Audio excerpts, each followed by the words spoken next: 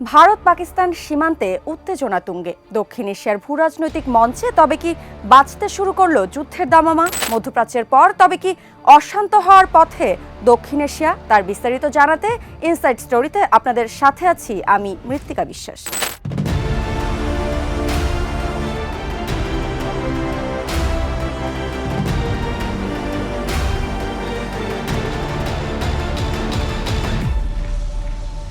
ভূরাজনীতির খেলায় এবার পাল্টে যাচ্ছে দক্ষিণ এশিয়ার ভূরাজনৈতিক মঞ্চ। দক্ষিণ এশিয়ার ভূরাজনীতিতে ক্রমেই একঘরে হয়ে পড়েছে ভারত। দিল্লির দীর্ঘমেয়াদী কূটনৈতিক কৌশলে দেখা দিয়েছে বড় ধরনের ফাটল। সম্প্রতি মার্কিন প্রেসিডেন্ট ডোনাল্ড ট্রাম্পের সাথে বৈঠক থেকে খালি হাতে ফিরে এসেছেন বলে এরই মধ্যে নিজের দেশেই তোপের মুখে পড়েছেন ভারতের প্রধানমন্ত্রী নরেন্দ্র মোদী। প্রশ্ন উঠেছে তার কূটনৈতিক কৌশল নিয়ে। অন্যদিকে মোদী সরকারের জন্য নতুন দুঃস্বপ্ন হয়ে উঠেছে কাশ্মীর ইস্যু। জম্মু কাশ্মীরের বিশেষ মর্যাদা ফিরিয়ে দিতে সম্প্রতি ভারতের প্রতি আহ্বান জানিয়েছেন পাকিস্তানের প্রধানমন্ত্রী শাহবাজ শরীফ। এদিকে পুরো কাশ্মীর একদিন পাকিস্তানের অংশ হবে বলে মন্তব্য করেছেন দেশটির সেনাপ্রধান জেনারেল আসিম মুনির। প্রয়োজনে যুদ্ধ করতে প্রস্তুত বলেও জানান তিনি। ভারত কোনো প্রতিক্রিয়া না জানালেও এ নিয়ে নতুন করে অস্থিরতা শুরুর আশঙ্কা করছেন বিশ্লেষকরা।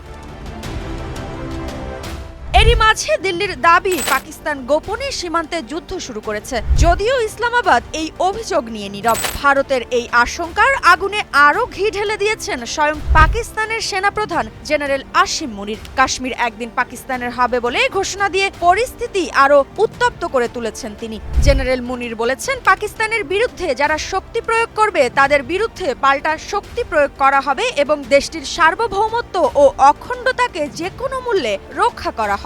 পাকিস্তান ইতিমধ্যে কাশ্মীরের জন্য 3টি যুদ্ধ করেছে এবং যদি আরও 10টি যুদ্ধের প্রয়োজন হয় তবে পাকিস্তান তাই করবে। পাকিস্তান ভারতের সামরিক শক্তি বা তার আধুনিক প্রযুক্তিতে ভয় পাবে না। ভারত পাকিস্তান পরমাণু শক্তিধর দুই দেশের এমন বৈরিতায় তবে কি নষ্ট হবে দক্ষিণ এশিয়ার সামরিক ভারসাম্য? যে কোনো সময় অস্থিতিশীল হয়ে উঠতে পারে দক্ষিণ এশিয়ার সবচেয়ে স্পর্শকাতর সীমান্ত রেখা। দুর্বল হয়ে যেতে পারে কৌশলগত স্থিতিশীলতা। নাকি ভূরাজনীতির খেলায় দুই পক্ষের কেবল ফাঁকা বুলি?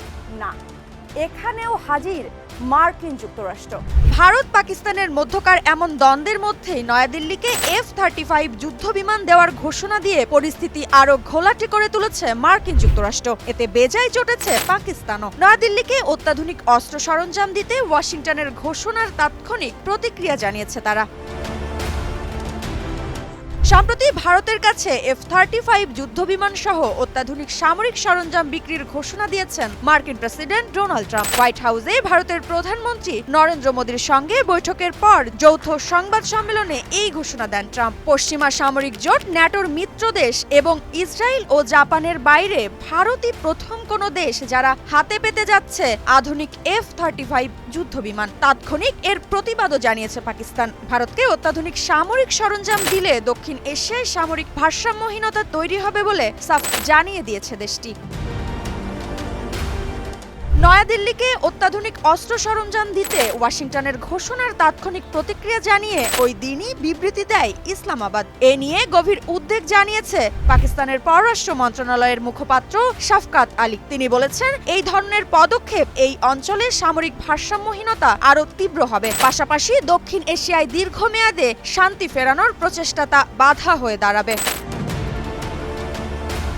এ বিষয়ে ইসলামাবাদের মুখপাত্র বলছেন, এই অঞ্চলে শান্তি ও নিরাপত্তার জন্য আন্তর্জাতিক সম্প্রদায়ের একটি সামগ্রিক ও বস্তুনিষ্ঠ দৃষ্টিভঙ্গি থাকতে হবে। পরিস্থিতিকে আগ্রহ করে একপক্ষীয় অবস্থান নিলে শান্তি ও নিরাপত্তা দুই বিঘ্নিত হবে।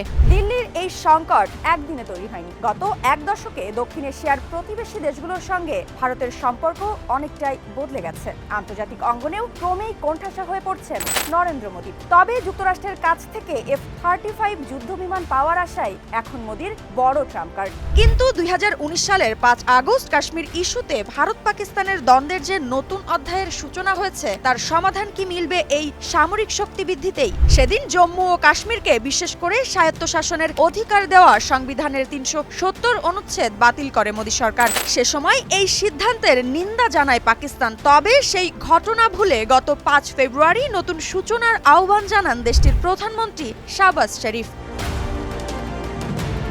সে সময় পাকিস্তানের আজাদ কাশ্মীরে এক সভায় সকল প্রতিবেশী রাষ্ট্রের সঙ্গে সুসম্পর্ক স্থাপনের প্রত্যাশা ব্যক্ত করেন তিনি। এ সময় পাক প্রধানমন্ত্রী ভারতের সঙ্গে বৈঠকের মাধ্যমে কাশ্মীর ইস্যুর সমাধানের আহ্বান জানান। তিনি বলেন, আলোচনার পথ সহজ করে কাশ্মীরের পূর্বের বিশেষ মর্যাদা ফিরিয়ে দেওয়ার কথা।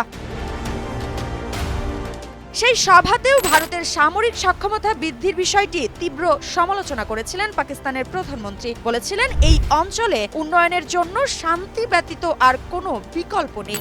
সেই সঙ্গে কাশ্মীরের জনগণের প্রতি পাকিস্তানের আদর্শগত, কূটনৈতিক এবং রাজনৈতিক সমর্থন অব্যাহত থাকবে বলেও প্রতিশ্রুতি দিয়েছিলেন তিনি বলেছিলেন, দক্ষিণ এশিয়া এবং উপমহাদেশের সার্বিক স্থিতিশীলতার স্বার্থে পাকিস্তান ও ভারতের সংলাপ শুরু করা উচিত। কিন্তু দুই পরমাণু শক্তিধর দেশের মধ্যে যে উত্তেজনার বারুদ জ্বলছে তা কি আলোচনার পথকে সুগম করবে, নাকি অদূর ভবিষ্যতে পূর্ণাঙ্গ যুদ্ধের দিকে ঠেলে দেবে, সেটি এখন বড় প্রশ্ন। তবে চীন ভারত দ্বৈরথে দিল্লির পাশে আমেরিকা থাকলেও ইসলামাবাদের পাশে চীন থাকবে, এটাই অনুমান করা যাচ্ছে।